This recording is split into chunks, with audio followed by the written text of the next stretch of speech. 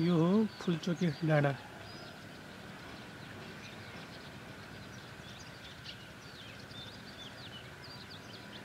यसरी सर आएपछि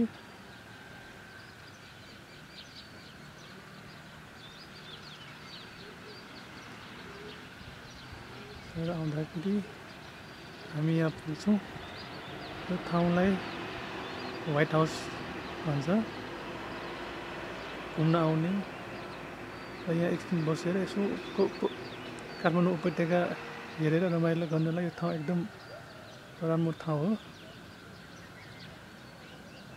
अनि यो चम्बरदेवी डाँडा।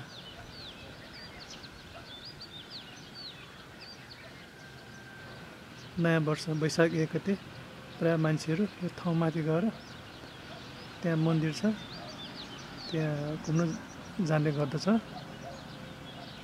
यो नजिकको अनि योभन्दा अलिकति उचाइमा रहेको यो डाँडा चाहिँ भस्मासुर डाँडा हो।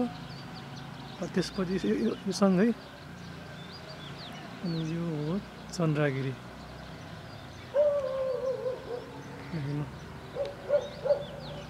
केबल कार देख्न सक्नुहुन्छ है, केबल कार देखिन्छ।